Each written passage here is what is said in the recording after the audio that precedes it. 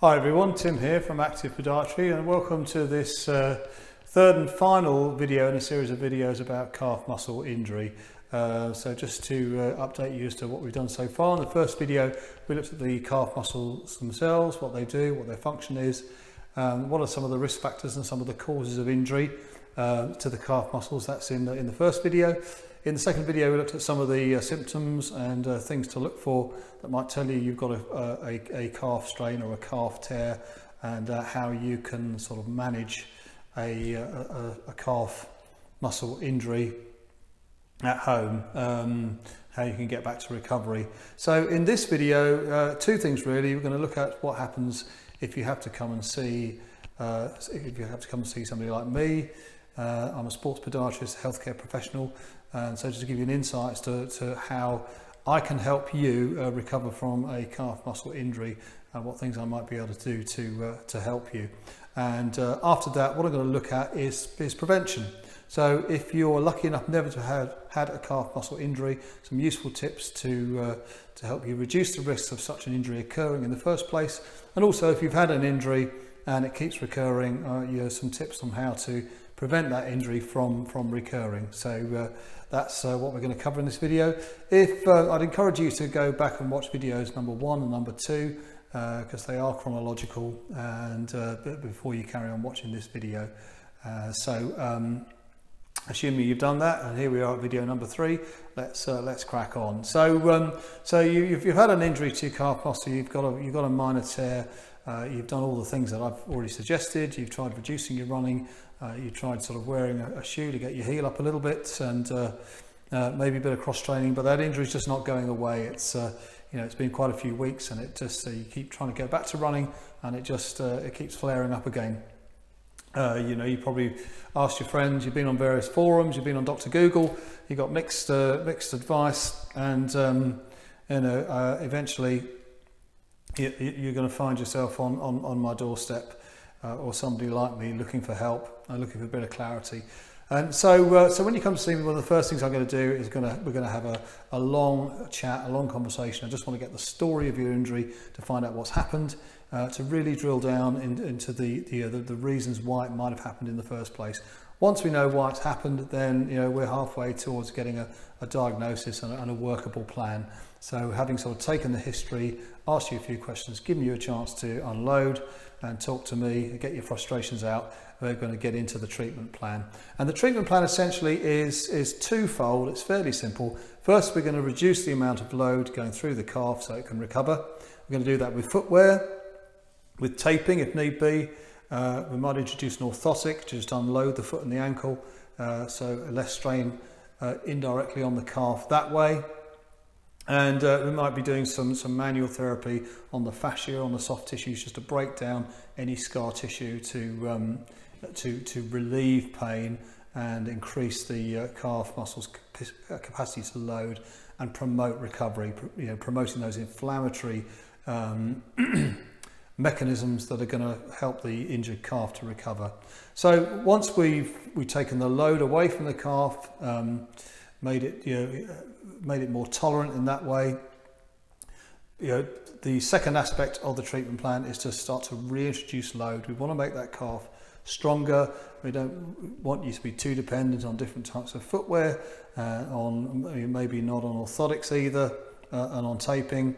We want to get you back to where you were when you were running, without support and without any sort of any artificial aids. So that's when I'm going to put you on a treatment plan, a controlled loading program, so basically strength and conditioning, doing things like heel raises to start to put load through the calves, maybe isometrics, just kind of hanging up off a step, letting that muscle contract when no movement's taking place, and then sort of progressing on to actually sort of going up and down off a step, just to sort of strengthen up those muscle fibers and increase its tolerance to load. Remember in previous videos, as the calf muscle gets injured, its tolerance gets smaller and smaller, so even walking is too much stress for it. Then as we're introducing conditioning, we're pushing out its tolerance to load so it becomes stronger. Then another aspect of that, and this is sort of going back to the assessment, is I'm going to want to look at your strength. So in terms of not just the calf itself, I know that's weak, it's been injured, but what about the other muscle groups above it and around it? So what about the muscles of the foot and the ankle that stabilize the foot and the ankle as you're running, and the muscles above it, the hamstrings, the quadriceps, the gluteal muscles, all those muscles that provide movement and stability. If there's weakness up there, then that's going to put higher demand on the calf muscles and make them work harder than they need to. So I want to establish that everything's equally balanced and equally strong up what we call the kinetic chain, up and down, head to toe, with a particular emphasis on the lower limb. And that's very important, something that's often missed. And so when I'm giving you a rehabilitation program and a strengthening program, I want to make sure that we're strengthening up all those muscle groups together, not just focusing on the calf. Gone are the days when we just used to look at bits of the body in isolation and just work on those. Now we look much more holistically at the whole body, head to toe. And that's what I'm going to do. So I'm going to put you on that program. It's going to be a home-based program, and initially, so exercises you can do easily at home. And at the same time, we're going to be looking at load management in terms of your exercise, possibly getting you to cross-train, stay away from running completely, or maybe we can just introduce some gentle running just to kind of ease you back in and to get some sort of baseline of tolerance to see what you can and can't do. And that sort of process is going to take place over a number of weeks, and how long that takes will obviously depend on the level of injury. So that's really how a treatment plan works, and I'll be having you back periodically to review that and see how your progress is going, and that's all fairly standard. So that's that. Now let me then talk about prevention of injury, because prevention, of course, is always better than cure. It's the old maxim, isn't it? But it's absolutely true. You know, if we could prevent something from happening in the first place, reduce the risk, then that's far better, and everybody's happier if that's the case. Now this is a conversation I will always have with runners and active people when I'm treating them in my practice. But you know, you're getting this for free from me now. So here's what you need to do to reduce the risk of injury in the calf. So the first thing is you need to look at your training loads. So making sure you're not doing too much too soon. Make sure your training goals are smart. Now you can do that by downloading a training plan.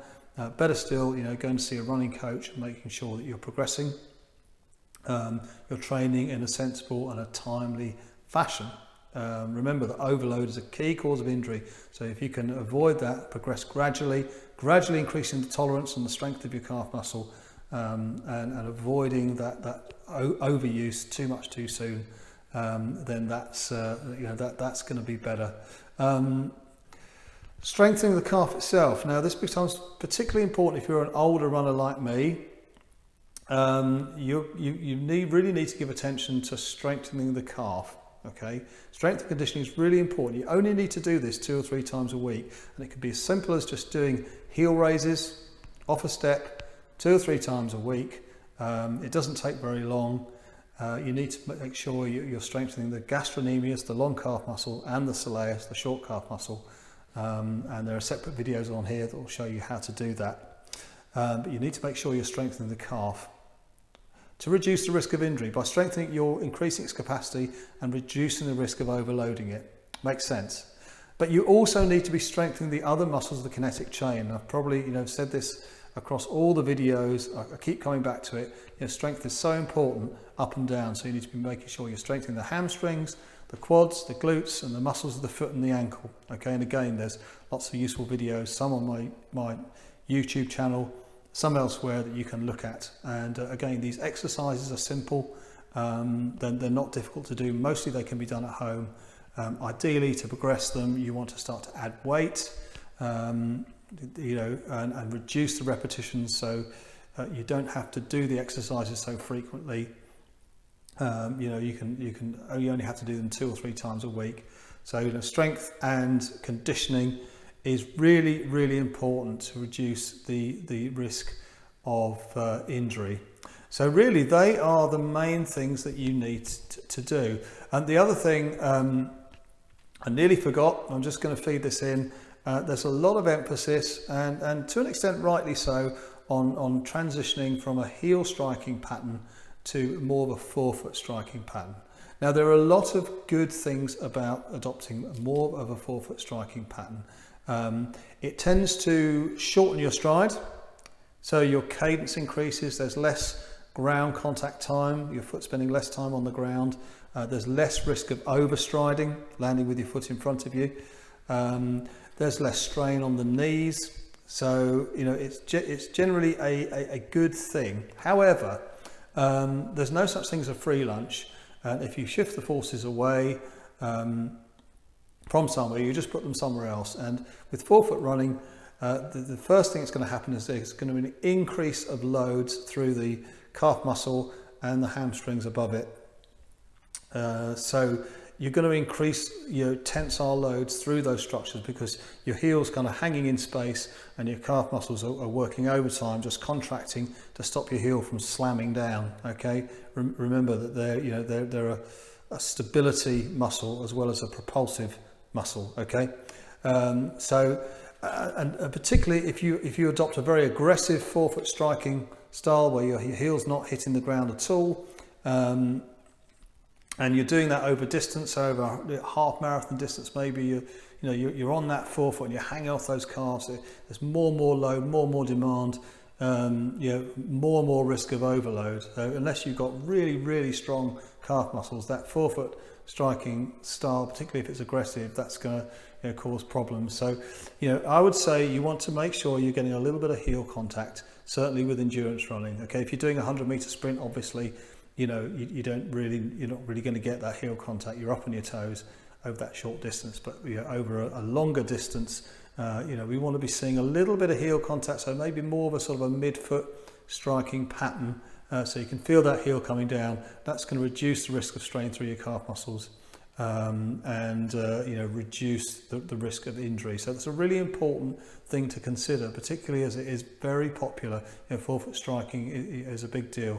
Like I said, it's great for a lot of reasons, but there's no such thing as a free lunch. You've got to put those forces somewhere. So just be mindful of that when you're thinking about your running style. And these are all sorts of things that that I can check and pop you on the treadmill and look at your running style in slow motion and see if that's a factor, and we can sort of give you some visual cues to help you with that. Anyway, so there you go. So that's that end of things. We've talked about how I as a sports podiatrist can help you get back to running, and at the end of the day, sometimes you can't fix it. You need to seek that professional help, and the sooner you do that, the quicker you can get back to running, back to activity. And also in terms of prevention, it really is strengthening up and just having a look at your running style, maybe being a bit less aggressive with those forefoot running techniques if that's what you're doing. Anyway, I hope that's helpful. I hope that you're staying injury free, that you're able to get out there and run and enjoy it. I hope these videos have been useful. So I'll leave it there. Take care, and I will speak to you again soon. Bye for now.